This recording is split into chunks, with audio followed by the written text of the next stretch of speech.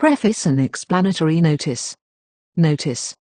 Persons attempting to find a sober, conventional biography in this narrative will be promptly muted. Persons attempting to find a moral in it will be banished to the lesser social media platforms. Persons attempting to find a grand, unified conspiracy in it will be gently asked to pass the tincture. By order of the author.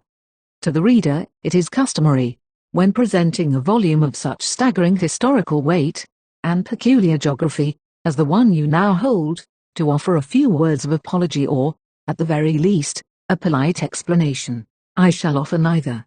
A man who has successfully traded the damp, sensible brickwork of England for the volcanic shores of Lahaina, and who has managed to outwit both corporate engineering departments and eccentric, rocket building billionaires owes the civilized world nothing but the unvarnished truth. This is the faithful record of one James Bong. Now, some folks in the dry goods stores or the local post office might know him by the name on his legal mail, Jason Graves, a freelance writer of no small repute, operating quietly out of Maui since the year 2017. Others, of a more digital persuasion, might recognize the footprint of Jasgrave 333, a numeric banner flown proudly in the great, chaotic theater of the Twitter sphere. But names, much like the erratic, late-night policies of certain social media moguls, are subject to the winds of change. The man, however, remains exactly the same. In these pages, you will find an account of a most unusual sort of espionage. It is not the variety of spying that requires a stifling tuxedo, a hidden explosive, or a license to kill. Heavens, no. That sounds terribly exhausting and altogether bad for a fellow's blood pressure. Rather, this is the tale of a man armed with a license to be ill, which is to say, a mandate to sit comfortably on a sun-drenched porch, administer a sensible, green medicinal remedy, and watch the absurdities of the modern world unravel in real time. You will encounter a wide variety of dialects and digital postures herein: the frantic, chemically laced typing of a billionaire platform owner, the stubborn, impenetrable logic of mainland internet trolls, the hushed, geometric whispers of secret societies, and the calm, Aloha-infused wisdom of an operative, whose primary allegiance is to the truth, and the local feral cat population. The shadings of these characters have not been done by haphazard guesswork, but by the painstaking, and occasionally agonizing, personal familiarity of the author. I make this explanation so that no reader will suppose this book to be a mere, frivolous flight of fiction. The world is in peril, the town square has been hijacked, and the folks pulling the levers behind the curtain are frequently exposed as frightened men tripping over their own extension cords. If some of the events recorded here seem a trifle stretched, well, I have never known a man who didn't stretch the truth at least once in his life, save perhaps a monk seal sleeping on the beach. And they generally have very little to lie about. Read on, if you possess the constitution for it. If not, I kindly suggest you close the book, step outside into the sunshine, and see if you can't make yourself useful by feeding a stray cat. The author. Chapter 1. The Practicalities of Peril and Pet Ownership. To tell the unvarnished truth, if a body were out scouting the globe for a fellow of deep, impenetrable mystery and lethal espionage, they'd be altogether well advised to keep right on walking past the porch of James Bong. The man simply hadn't the constitution for whispering in shadows, or wearing a suffocating tuxedo, when perfectly good board shorts were available. No, Bong, known in certain sunny, wave-battered zip codes by the simpler moniker of Jasgrave, was a connoisseur of a different sort of intrigue. His profoundest skills lay not in the dismantling of ticking time bombs, but in the meticulous appraisal of tropical island breezes and the cultivation of exceptionally fine cannabis.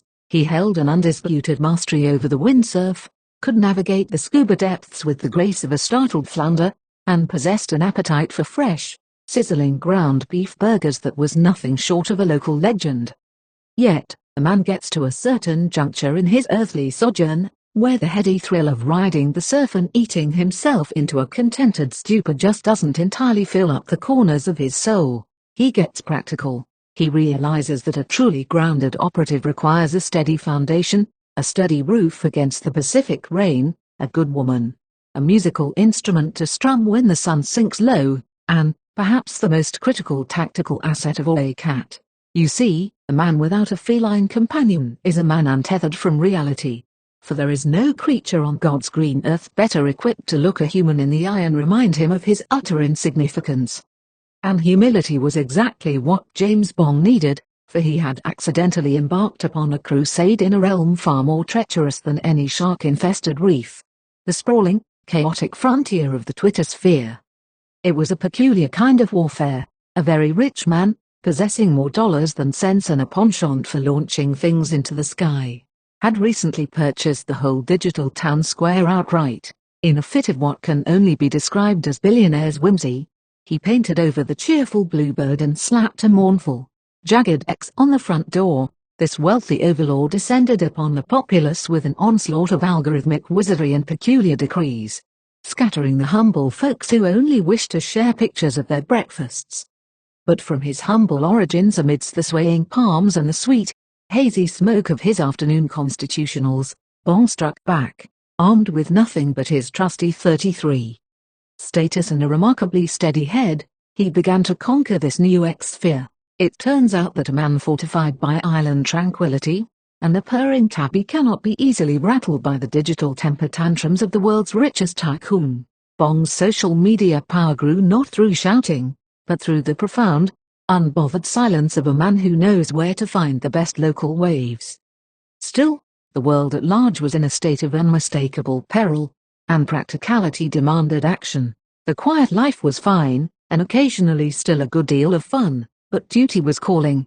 The globe needed a fellow with a license to be ill, in the most relaxed, casually spectacular sense of the word.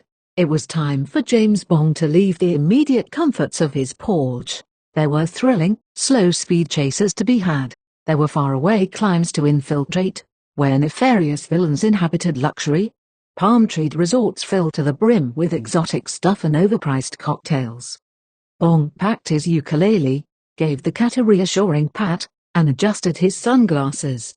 The digital sphere and the real world were colliding, and it was going to take a man of extreme, medicated leisure to sort the whole mess out. Chapter 2. The pesky eccentric billionaire. Now, it is a matter of established record, that when a fellow with holes in his boots stands on a street corner hollering about impending civil wars and orbital artillery, the local constabulary generally provides him with a warm meal and a quiet room featuring soft wallpaper. But when a man possesses wealth of such staggering proportions that it confounds the arithmetic of a common schoolmarm, polite society quietly adjusts its dictionary. He ain't mad, they say. He is merely eccentric. It is a far more comfortable diagnosis, affording the afflicted a higher, much more expensive bracket of psychic decline. To suggest that this particular billionaire's behavior was exaggerated would be to willfully ignore the sheer volume of his unhinged pronouncements upon the very platform he had purchased.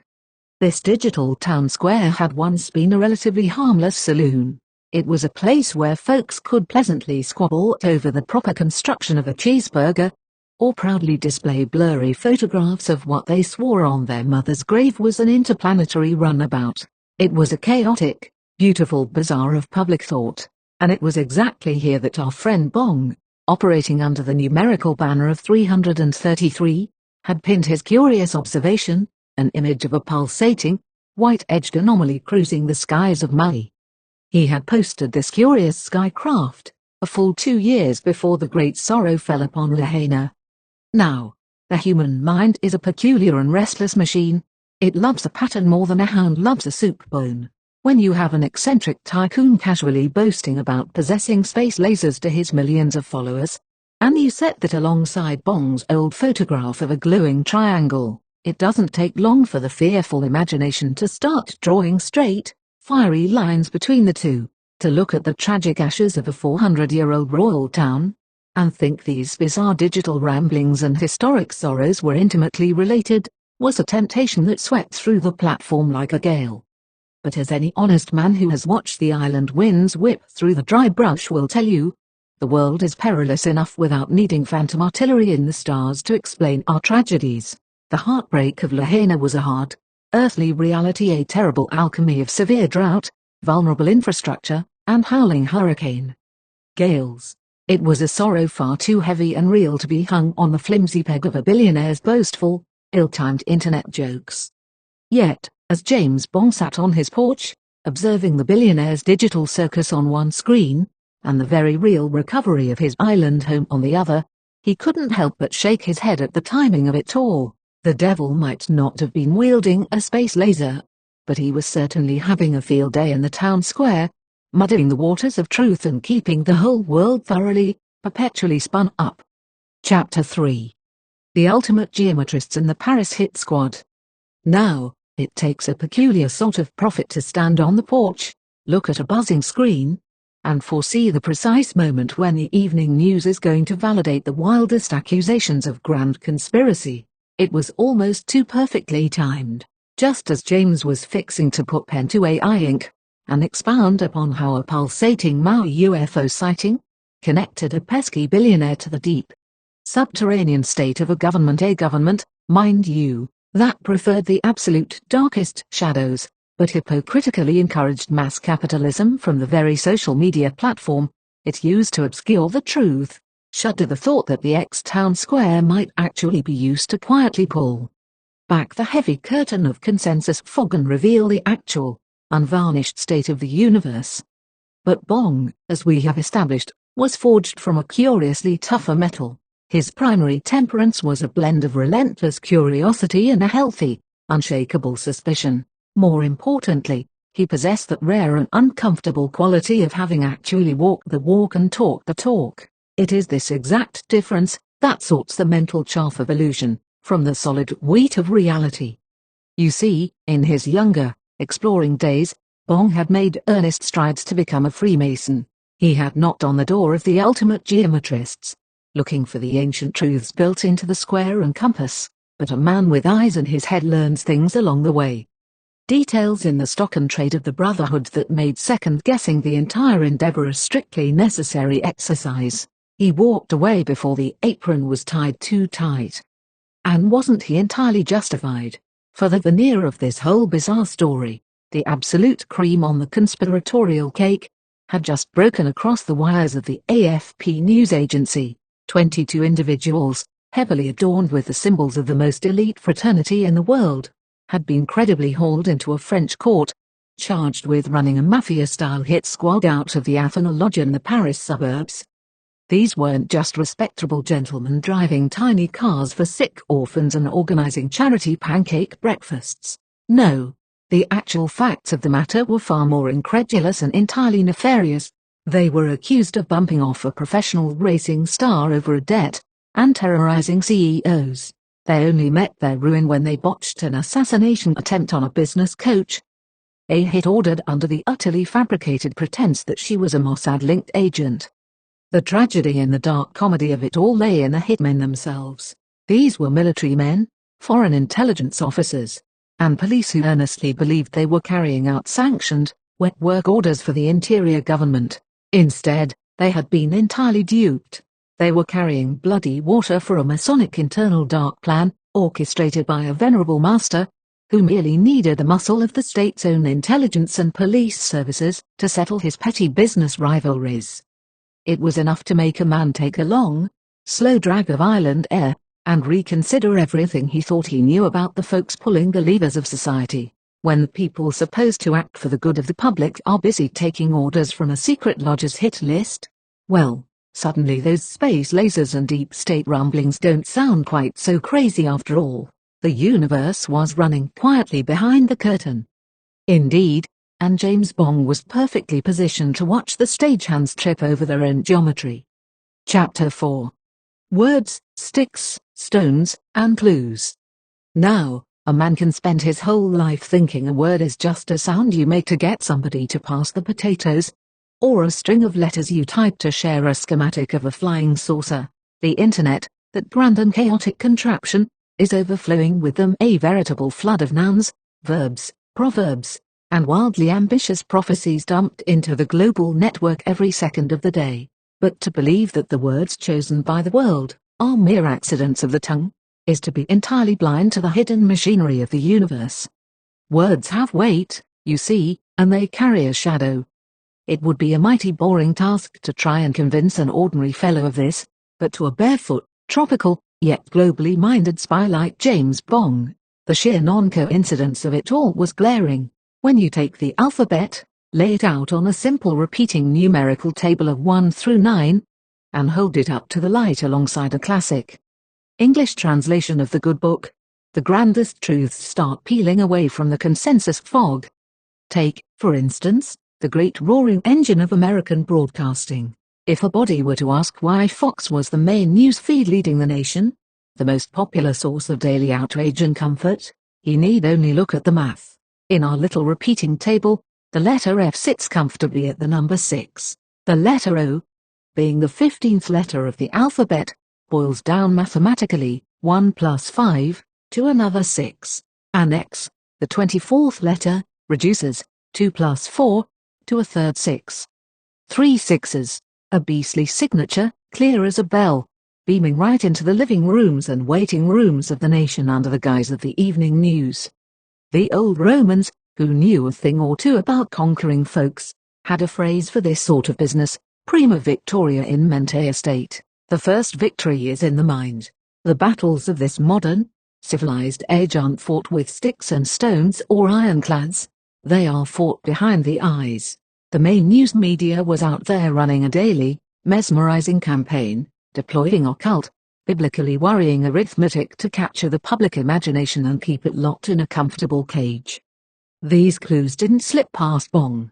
He was a man whose own haphazard numerical signature, the 33 he wore like a digital badge, had originally grown from what he assumed was a cheerful coincidence. But as he sat on his lanai, watching the patterns of the world weave themselves together, he realized a chilling fact: there are no coincidences. The entire media trap was meticulously, suspiciously planned. To Bong, the mission had evolved. It was no longer just about tracking eccentric billionaires, or pointing out anomalous lights cruising the Lahaina sky. It was about seeing through the very veil of language itself. He needed to understand the mechanics of this signal intelligence, to map out the deliberate patterns the powerful use to hypnotize the masses, and to use those same patterns to drag the raw, unfettered truth out into the blinding Hawaiian sun. The war was on, and the battlefield was the human mind. Chapter 5. The Geography of Escape and the Illusion of Distance. Now, it is a peculiar truth of human nature, that a man can have everything polite society tells him he ought to want, and still feel like he's wearing a suit of clothes tailored for a stranger. James Bong had already executed one great escape in his time, a quiet mutiny against the velvet-lined trap of the corporate first world. Back in those days, he was a member in good standing of the engineering elite. He resided in a respectable, semi-detached brick affair in Taplow, Maidenhead, just west of the London sprawl. It was the sort of place nestled right up against an ancient vineyard, where a fellow could still turn out a respectable batch of homebrewed wine. From his back window, he could cast a sweeping glance toward the formidable stone of Windsor Castle and the heavy, civilized hum of London itself. He drove a sensible, burgundy German motor car, the kind with a star on the hood that tells the neighbors you are a man of serious, reliable means. His home office was a veritable temple to the modern age, equipped with the finest, beige-boxed computer technology a paycheck could buy. He even possessed the sorcery of Super Wizzy Easton 2 cabling, bringing the fledgling internet right into his parlor. He had the certificates of service to prove his worth, framed and catching the weak English sunlight. But a man can only bear the weight of a life he doesn't actually want for so long. The escape wasn't some grand, cinematic explosion. It was more of an accident, a slow, steady sliding toward an ideal, pushing against the fabric of his sensible reality, until the universe finally threw up its hands and gave way. He traded the damp chill and the Easton cables for a 2-bedroom apartment where the front yard was the tranquil, devastating blue of the Caribbean Sea. The smog of London was replaced by the jagged silhouettes of volcanic islands. Sitting just a glance from the back door, the sensible German sedan was swapped for a tough little blue pickup truck with flames painted on the side, a vehicle far better suited to hauling gear and outrunning good sense. In those early, golden years of the island slide, freedom was the only currency that mattered. Bong figured he had successfully outrun the tyranny of the First World. He dedicated himself to the serious business of windsurfing and plunging into the scuba depths. He baked himself into a leather-skinned, deeply tanned local, shedding the pale pallor of the English engineer. He haunted the open-air bars, where the drinks were strong and the ocean breeze was free. It was there, thoroughly lubricated by the sweet sugarcane spirits of those early days, that he discovered a hidden, startling talent for belting out tunes at the local karaoke joints. He was a man reborn, singing his heart out at the edge of the world, entirely convinced he had slipped off the grand chessboard altogether. But the world, as Bong was destined to discover to his utter and absolute incredulity, is round. You can run as far as the map allows, right up to the very edges of the tropical dream, but the reach of the machine is long. The civilized world hasn't forgotten how to find a man, even in the most far-flung, rum-soaked corners of the earth, a hard lesson we are fast approaching in our tale. Chapter 6. The Scandal and the Hard Social Media Knocks. Now, a fellow settling into the humid, salty embrace of St. Kitts generally finds that a good deal of his old, starched anxieties just naturally sweat right out of him. It is an island with a remarkably loose grip on the collars of mankind. They take a marvelously relaxed view of near about everything under the sun, saving perhaps the grand offense of wandering into the local dry goods store without a shirt, or a proper set of shoes. It was this very geographic insulation, an ocean's worth of breathing room from the nervous bosses of his old engineering life, that finally allowed Bong to unlace his boots and let his mind go barefoot, too. But more importantly, he found himself outside the immediate, scowling radius of the Jehovah's Witness elders. For a man who had spent a lifetime diligently keeping his public presence as sanitized as a hospital spoon, this tropical isolation was a dangerous sort of fertilizer. He began to find his stride. It wasn't a casual, ambling trot, either. It was a deep, rumbling march that stretched all the way back to the rigid teachings of his childhood. There is a peculiar, invisible pressure that builds up in a boy raised under the heavy, unblinking eye of a strict congregation. When a man finally figures out the locks on that particular cage, it makes him want to climb the tallest palm tree and scream plain, uncomfortable truths at the horizon. The match that finally lit Bong's powder keg was a scandal of literal biblical proportions. He uncovered the grand hypocrisy, the very organization that had spent decades preaching strict, unyielding neutrality from the messy politics of the globe. The Watchtower Society itself had been caught quietly keeping company with the United Nations. To Bong, who knew his Matthew 24, and his Revelation better than he knew the back of his own sunburned hand, this was a betrayal too rich to swallow. The organization was caught riding the very wild beast they had been warning the flock about, all while folks in places like Malawi had historically suffered for maintaining that exact neutrality. Bong's conscience simply wouldn't allow it. And so, he didn't just quietly slip out the back door. He took his stand, accepted his disfellowshipping, and decided to take his case directly to the people. Now, shouting your grievances from a corrugated tin roof in the Caribbean might earn you nothing but a curious glance from a passing goat. But Bong had discovered a different kind of pulpit. The internet, even down there where the rum flows slower than molasses, was surprisingly swift. It could carry a man's righteous indignation across the globe, with the speed of a faster-than-light pigeon. He waded into the fray of the message boards, getting his knuckles properly dusty for the first time in the great, unruly brawl of social media. He fired off his epistles, citing scriptures, linking UN documents, and warning the spiritual brothers and sisters he still loved about the compromised state of their house. It was here, in the glowing phosphor of the screen, that Bong discovered a potent truth. The world is actually starved for the truth, and people will listen to a man shouting in the digital wilderness. But he also learned the rough edges of the trade. There is a mighty fine line between being a righteous watchman blowing the horn of truth, and a fellow standing in the town square catching a face full of digital tomatoes. The internet knocks were hard, but they were the very anvil upon which James Bong, the globally minded operative, was being truly forged. Chapter 7. The Dinosaur Dig of Digital Truth. Now, the fine art of absorbing the unvarnished truth from a serious internet forum is not a trade for the faint of heart. It requires a patience akin to a paleontologist carefully spading through the dry dust of a dinosaur dig, turning over fragments of bone and petrified rumors just to see how the joints might fit together. The characters who dwell in these deep, subterranean caverns of the web are a peculiar breed utterly devoted to the pursuit of the truth, yet often entirely unsocialized by the standards of the polite, sunlit reality above ground. But if a man could look past the lack of digital manners, he'd find a pure, unadulterated meeting of minds. To get there, though, a fellow had to let go of the heavy prejudices that had clung to him like burrs since his youth. Bong had a few of those burrs left, to be sure, but having recently experienced the abrupt chill of being cut off from a familiar chat room, that being the digital tether to his former religious brethren, he found himself oddly liberated. Being cast out into the wilderness gives a man a surprising amount of room to stretch his legs. He had begun to suspect, anyway, that bickering over the finer points of scripture in an ex-Jehovah's Witness forum wasn't exactly the express train to the ultimate, as yet unveiled truths of the universe.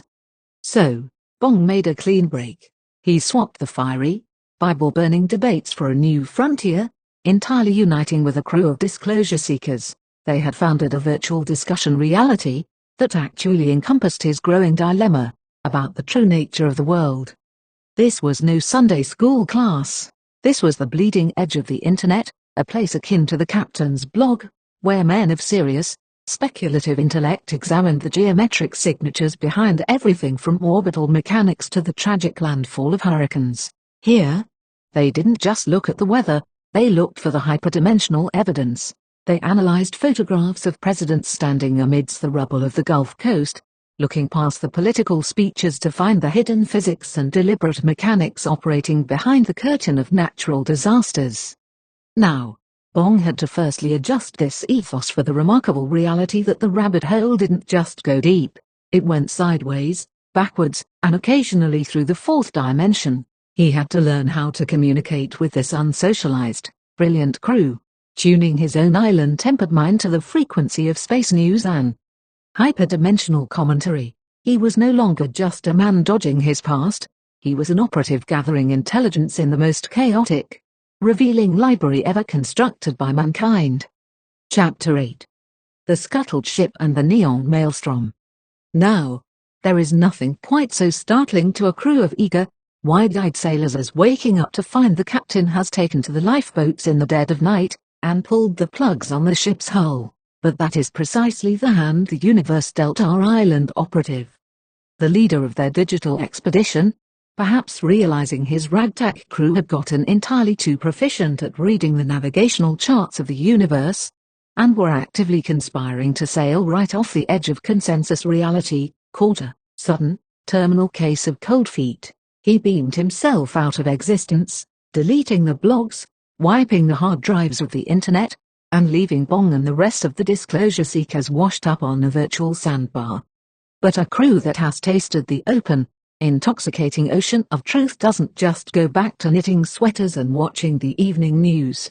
Seeing the code written clear across the ether, Bong and his compatriots patched together a new vessel. They hoisted a new, defiant flag, fearlessly seeking honest open disclosure, or FSHOD, for those who appreciate the efficiency of an acronym when hunting down the architecture of the cosmos. It was here, amidst the deep discussions of universal secrets and the mysterious, cowardly vanishing act of their former host, that James Bong began to realize a startling truth. He wasn't just a deckhand on this voyage, he was holding a fair few heavy keys to the Enlightenment cabinet himself. He had the vision, and he had the voice. By this time, the quiet Caribbean island was starting to catch the echoes of his digital shouting. The locals were beginning to turn a curious eye toward the tanned fellow on the porch who was busy turning over CIA secrets, like they were ordinary seashells. But just as the local heat began to rise, the winds of fate and matrimony shifted abruptly. The great move was upon them. Bong's second wife had secured herself a lucrative position installing those flashing, jingling gaming machines on the great cruise liners. It was a livelihood that required pulling up stakes, packing the sensible island gear, and making straight for the mainland, specifically, the concrete shores of Miami.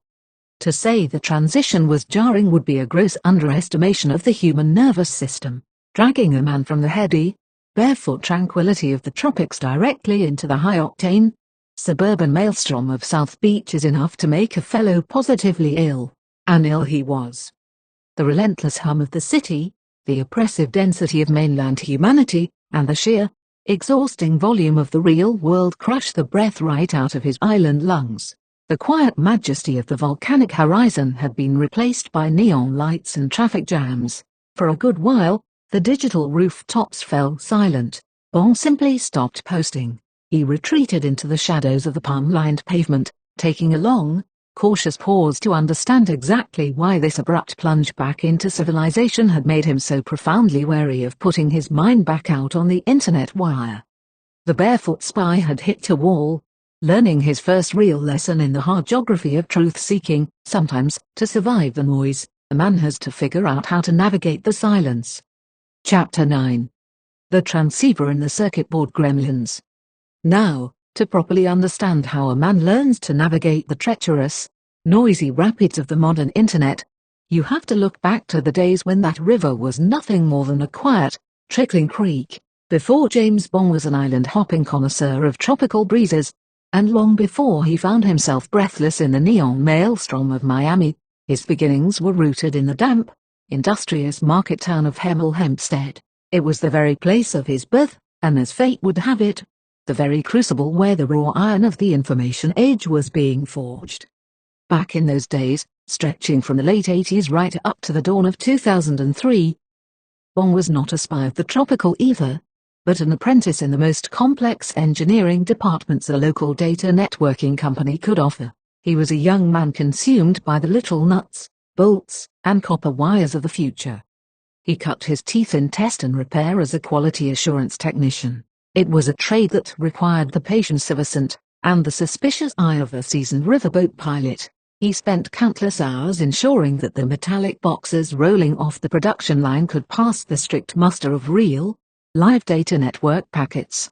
He'd plug them in, power them up, and put them on the test shelves for a 48-hour soak test. It was a trial by electronic fire, baking the hardware just to see if it had the constitution to survive the real world before it was wrapped up and shipped to its final destination. In due time, his meticulous nature earned him a promotion. When the broken, battered, and failed units limped back from the field, Bong was waiting. He had become a test and diagnostic electronics engineer. He learned to wield an oscilloscope probe and a digital voltmeter with the delicate precision of a surgeon, hunting down the tiniest, most stubborn circuit board gremlins hiding in the silicon weeds. But it was in his mastery of the humble transceiver, that sturdy little Iceland box built right there in his hometown, that Bong truly came to understand how the entire digital universe was stitched together. To the ordinary fellow, the internet is just magic in the air, but Bong knew the plumbing. He knew that every single packet of data placed onto a network had to pass through a rigid, bureaucratic gauntlet known to the learned as the 7-layer OSI model. It was a system of packing and wrapping information until it was ready for the road, and the very last stop on that road was the computer's onboard transceiver. This clever little device took that perfectly packaged bytes, transformed it into a physical, vibrating sine wave, and hurled it onto the thick Ethernet cable to join the superhighway. Bong had grown up in the very town that manufactured these wildly popular gateways. He didn't just know how to use the internet, he knew its physical laws, its unyielding parameters, and its hidden geometry. He understood that the final, most crucial piece of any good communication system isn't the grand idea you're trying to share, but the actual, physical quality of the data riding on the medium. Back then, the digital world was a peaceful frontier. Social media was nothing more than a few text-based bulletin boards. Electronic mail was in its clumsy infancy, and the World Wide Web consisted of barely enough pages to fill a small-town library. It was the quiet before the great, roaring storm. But it was precisely this elemental, ground-up education that gave Bong his edge. When the internet eventually exploded into a chaotic war for the human mind, Bong wasn't just another fellow shouting into the void. He was a man who knew how the void was built. And because he understood the machine from the copper wire all the way up to the screen, he knew exactly how to utilize every single byte to its absolute, truth-seeking optimum. Chapter 10. From sewing machines to wrist televisions.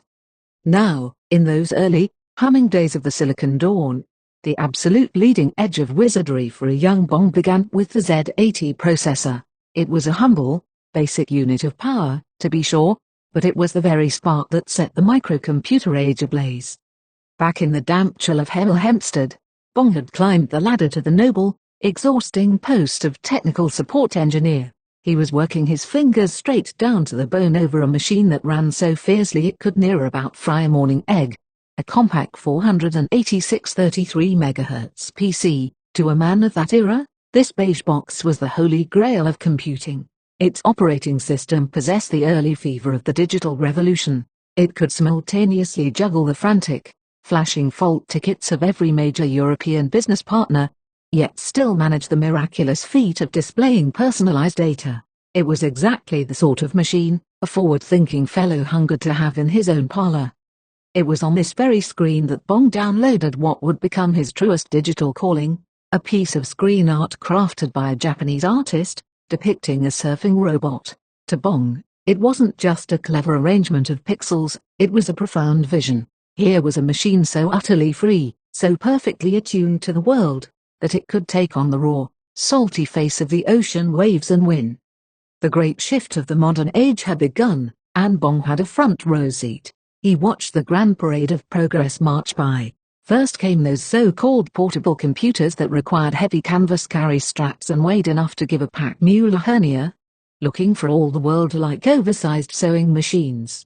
Then came the laptops, snapping shut like sensible clamshells. By 2010, the flat-screen LEDs were proliferating like tropical wildflowers, and soon after, the smartphones arrived. Pocket-sized miracles that could outthink that old 486 without breaking a sweat. As the machines shrank, the man traveled.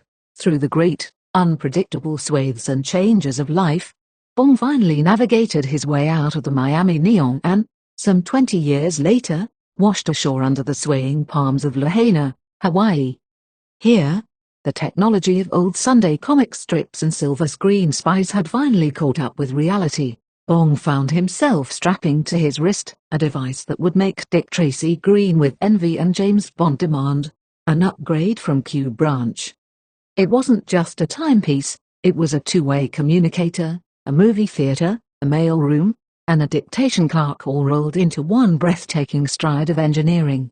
And there, glowing brightly on that tiny glass face, was the very same surfing robot wallpaper that had inspired his dreams on the compact desktop all those decades ago. Today's James Bong was no longer a man with a single, sputtering network connection. He was fully outfitted for the grand social media battle. That long journey through the evolution of circuitry had given him the perfect architectural blueprint for conquering the digital empire. He commanded his porch like a general surveying the battlefield, utilizing a carefully segmented arsenal. Firstly, a good iPad serving as the graphical vanguard for direct, tactile social media engagement.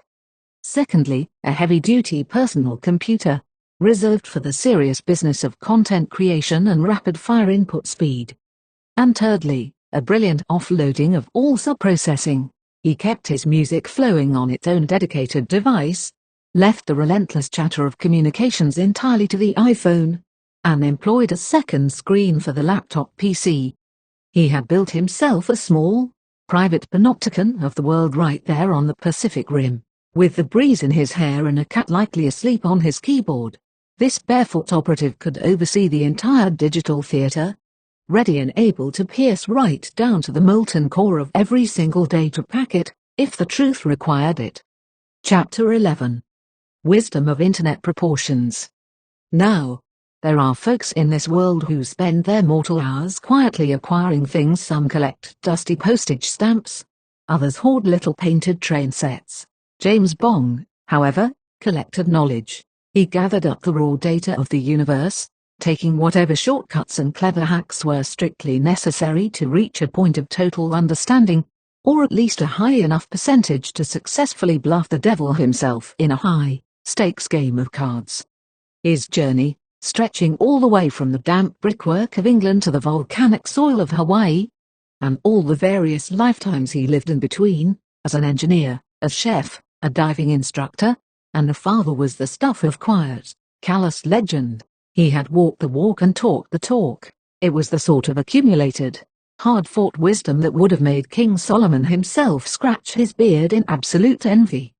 But here is the great, unvarnished truth of the world: a man can possess all the wisdom of the ancients, but if he cannot speak his piece clearly, succinctly, and without making his audience want to immediately go fishing instead, that wisdom ain't worth a wooden nickel.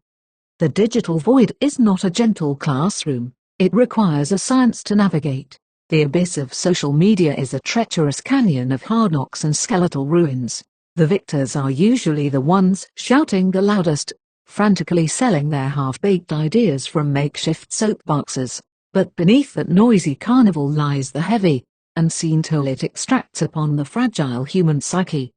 It is a peculiar and terrifying phenomenon of this modern age that one single word of criticism, tossed off by some unknown, entirely unempathetic phantom sitting in a basement halfway across the globe, can make a grown man feel as though the entire rotating earth has turned squarely against him.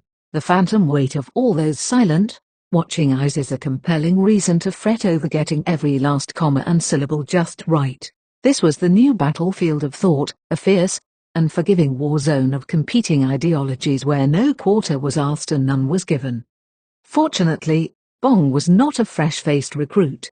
He had already been thoroughly battle-tested. He had been slow-fired in the suffocating ovens of corporate communications and tempered in the epic, bare-knuckle brawls of the FSHOD blogs. He knew exactly what it cost to put a piece of your soul out on the digital wire. And so, when this new, chirping frontier called Twitter emerged into the light in the year 2010, Bong did not rush the stage. He simply strolled into the new town square, carved his moniker onto the hitching post, and took a seat in the shade.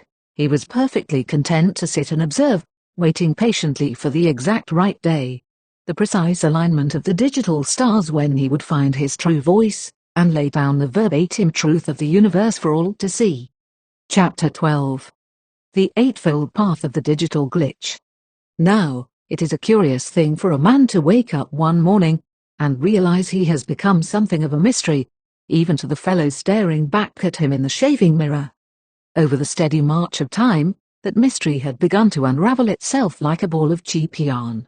There were days when our barefoot operative felt considerably less like James Bong, purveyor of fine herbs and tropical breezes, and altogether more like the Jason Bourne fellow, a man waking up on a park bench with a head full of lethal skills, and a sudden, terrible, unshakable purpose. As the hour drew near for Bong to lay his unvarnished truths before the world, he found the digital landscape shifting under his sandals. Twitter was the proper parlor for placing such grand ideas, especially back in 2021, when Bong had first hoisted up his full, unedited image of the pulsating Lahaina UFO. In those bygone days, the Bird app was a considerably happier place, overseen by sensible, quiet tech entrepreneurs, who genuinely seemed interested in building a bridge for folks to meet in the middle. But over on that other grand behemoth, the Facebook, it was a heady, chaotic rush. That was a noisy saloon where fierce, knuckle-dragging battles over facts and details were fought daily, a place where a man could argue with a brick wall, and the wall might just argue back. Between penning his books and stringing his dot-connecting dialogue across the ether, Bong had laid out his digital wares for all to see. Naturally, this sort of illumination draws attention in the dark. It is the specific, slavering kind of attention that monsters give you when they look at you and decide you might be entirely unstoppable, but you also look mighty tasty. He was getting responses of a deeply unsettled and hostile nature. But a man who has repaired circuit boards and navigated the corporate labyrinth does not go into battle without a strategy to scorch the truth like a red-hot branding iron onto the hides of these disinformation trolls. James Bong developed a strict set of ground rules and eightfold path for the digital warrior. 1. Always be overwhelmingly kind, address the troll with the utmost politeness, employing the word dear as a weaponized endearment. Nothing confounds a scoundrel like good manners. 2. A picture is a heavy club, Use every single post to build the idea visually. If a picture is worth 1,000 words, an annotated graphic is worth 1,000,000 arguments. 3. Hold the line. Keep the posts tethered rigidly to the very point being made. Do not let the troll drag you into the philosophical mud. 4. The hammer of repetition. Keep posting that same, undeniable point in slightly different, creative ways until the troll simply runs out of breath and stops. 5. See through the ruse. Be sharply aware that these digital phantoms often love to pretend they are just simple country folks without access to the internet, let alone data analysis tools. It is a fabrication, treat it as such. 6. Load the digital cannon. Prepare a vast arsenal of pictures on that trusty iPad tool beforehand, ready to express your point at a moment's notice. 7. Bring in a heavy artillery. Have actual, bound books written and ready to reference. It is hard to argue with a man who has already published the encyclopedia on the matter. 8. Plant the seeds wisely. Seed the information across all social media platforms, carefully customizing the fertilizer to suit the specific audience of each digital town square. By holding fast to these rules, Bong had built himself a perfectly fail-safe machine system capable of grinding down the bots, the shells, and the trolls until his point was utterly, permanently hammered into the bedrock of the conversation. In the grand, humming architecture of the internet, Bong had effectively become a glitch in the matrix. He was a human anomaly, operating on a frequency akin to the golden ratio itself, a perfect 1.618033, with the beloved 33 signature glowing like green code cascading down a black screen. When Bong waded into those social media headlines, he knew full well it wasn't actual air he was breathing. He was fighting a slowed-down, deliberate battle of wits. It was exactly like that fellow dodging bullets in the moving pictures. The fight felt as though it was already won before the troll even hit the reply button. Bong simply used each and every return volley to build an ever more powerful, impenetrable fortress of the message. Chapter 13.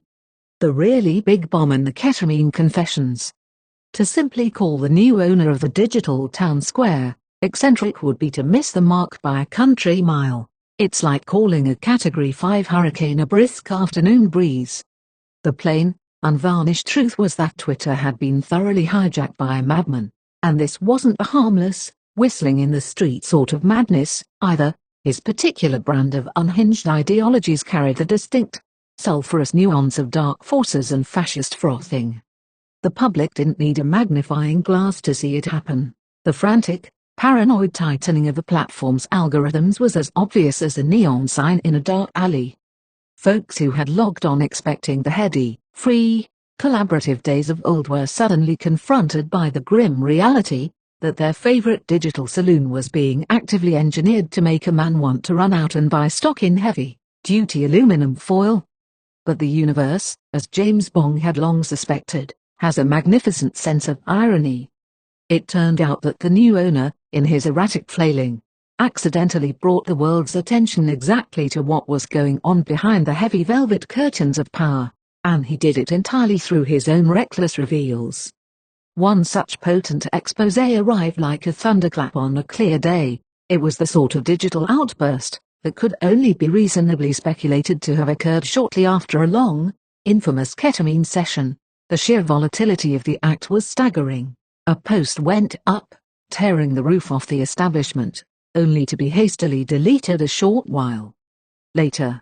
It was a digital footprint that clearly indicated two separate, warring mental states operating within the same skull, the chemically emboldened truth-teller at the moment of disclosure, and the panicked, corporate censor frantically trying to stuff the genie back into the bottle once the high wore off. But the internet, as Bong well knew from his days tracing data packets on a Z80 processor, does not forget. The madness was now clearly, undeniably on the table. The users of the service suddenly sharpened their observations. The world's wealthiest man, a fellow who had once been widely adored by the masses simply because he possessed an unimaginable pile of money, was suddenly laid bare under the harsh fluorescent lights of his own feed. Stripped of his billionaire mystique, he was exposed as nothing more than a lonely, creepy nerd with his thumb resting entirely too heavy on the global megaphone. And what a megaphone it was! Because when the world's craziest social media owner decided to throw a public tantrum against a former political ally, he didn't just break the china, he decided to drop the really big bomb. He blasted out the ultimate taboo truth, declaring, plain as day, that the former president was buried deep in the infamous Epstein files, and that this was the real reason those dark, compromised documents remained locked away from public view. Have a nice day, DJT. The Post concluded, a petty sign-off to a world-shattering accusation. The fallout was immediate and biblical. The government plunged into a spectacular free fall, flailing wildly against the ropes. You can silence a journalist, and you can ignore a tropical whistleblower. But when the richest man on the planet decides to air out the most compromised laundry of the American political machine, the consensus fog burns away in an instant. As the Capitol descended into utter panic, James Bong sat quietly on his Maui porch. He bypassed his usual afternoon smoke, opting instead for a slow, steadying drop of cannabis tincture in his tea. He stroked the cat and watched the titans of the earth tear each other to shreds, proving everything his little crew of unsocialized internet diggers had ever claimed.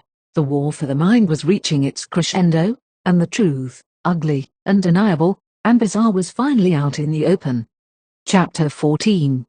The fragile illusion of legitimacy. Now, it is a generally accepted notion among civilized folks that a grand republic derives its right to draw breath from the simple, honest consent of the governed.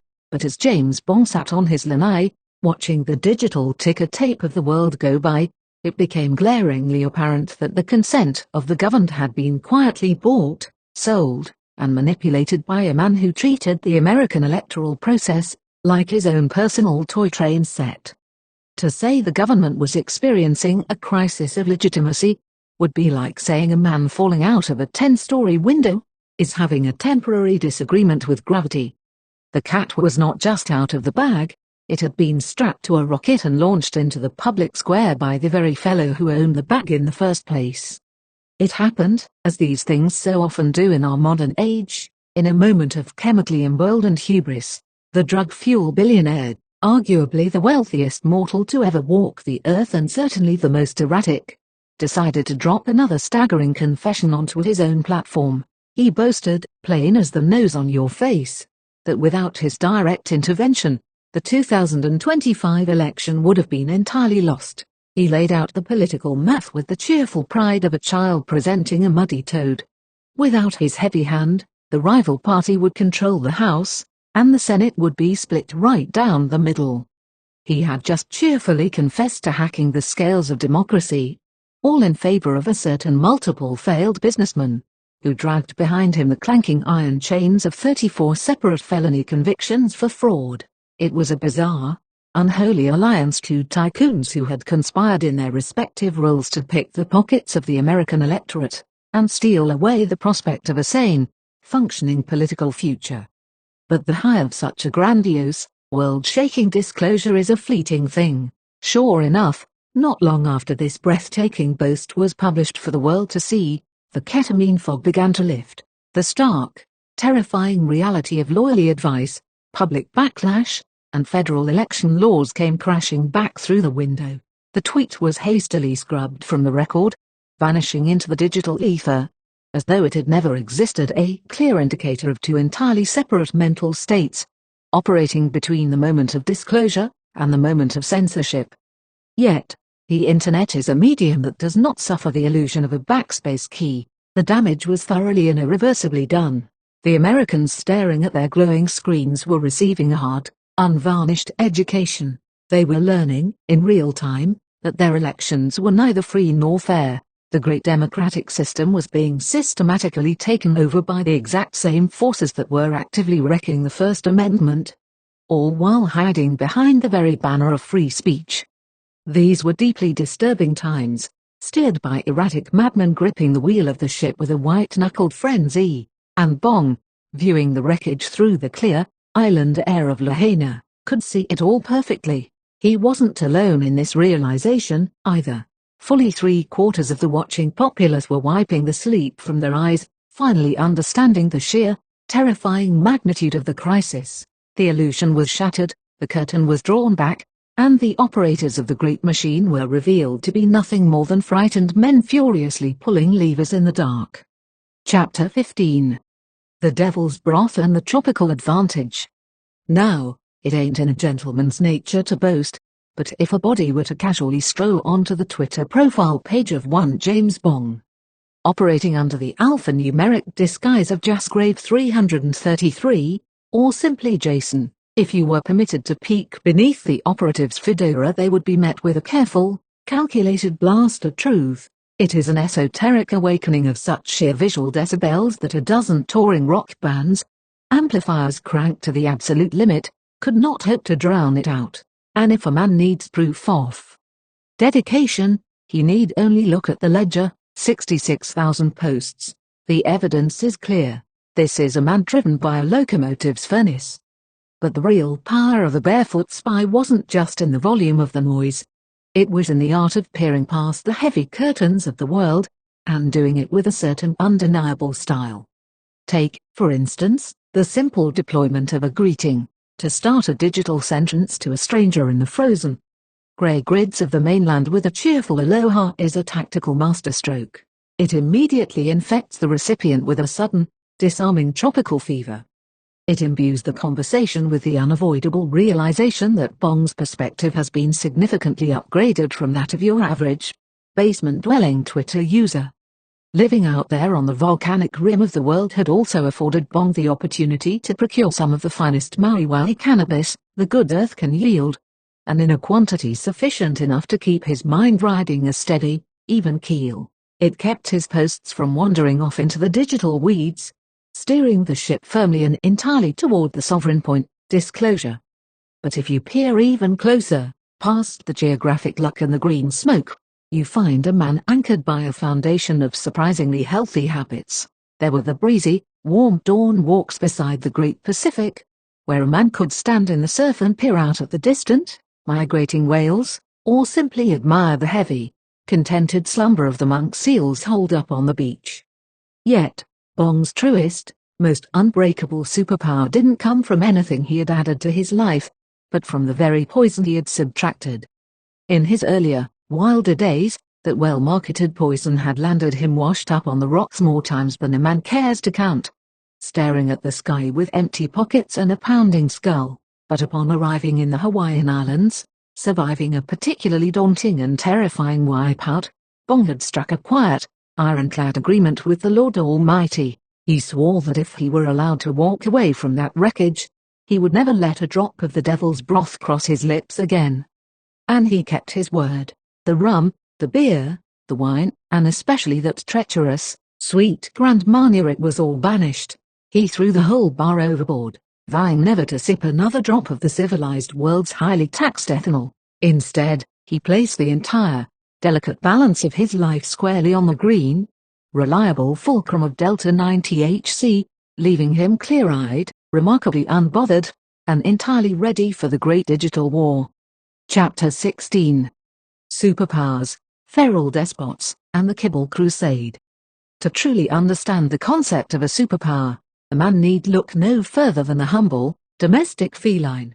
You can take your average, cape-wearing Marvel character, drop him into a living room, and a cat will merely squint, assessing the hero on two incredibly strict criteria. First, whether that muscular chest would make a comfortable, warm spot for an afternoon nap, and second, whether the fellow possesses the ability to produce a regular diet of freshly caught ocean tuna and crunchy kibble, within the time it takes to blink.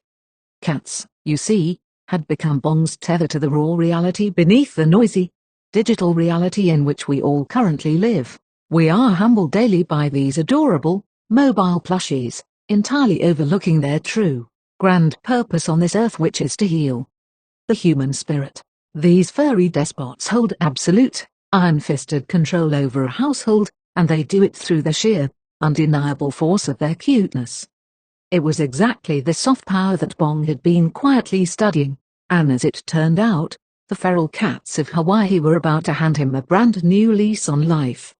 The opportunity arrived, as these things often do, when he wasn't looking for it. A local Humane Society director, running a charity program bolstered by government council funding, happened across the otherwise idle hands of James Bong one afternoon. They were deep in the necessary, dusty work of trapping the island's feral cats for the grand purpose of free neutering, vaccination, and release back to their respective outdoor kingdoms. Seeing a man who clearly had a soft spot for the furry scoundrels, the director bluntly inquired if Bong might be interested in joining their feeding program, running the circuit 5 nights a week. The deal was struck before the sun could even think about setting. It was an arrangement that suited the barefoot spy down to the ground.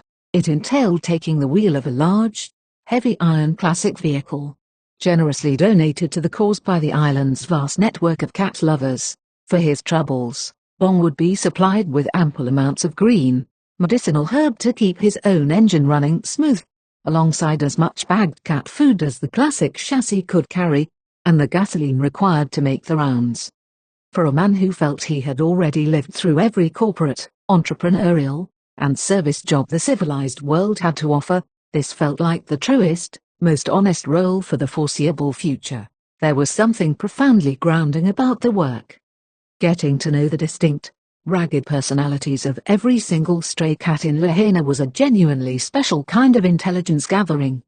It brought his mind back to the superpowers of his youth. He remembered the famous, original movie from the late 70s, and the brightly colored wallpaper he had begged his mother to paste up all around his childhood bedroom. He had grown up believing in heroes who could bend steel and fly backward around the globe. But adulthood had brought a different sort of realization. He had learned that his chosen green herb was not, in fact, kryptonite, but a perfectly sensible medicine. And he had learned the hard way that the government and the folks in the tall buildings were capable of acting out some pretty nefarious, villainous stuff. So, James Bong made his peace with the universe. He would focus his energies on keeping his own small, tropical corner of the world well ordered, feeding the feral despots and driving the classic iron, and from the quiet sanctuary of his porch, he would keep his digital watch, observing the social media news as it steadily, inevitably confirmed every alarming prediction and prophecy ever written down in a good book. The world might have been spinning off its axis, but in Lahaina, the cats were fed, the stash was full, and the truth was slowly marching into the light.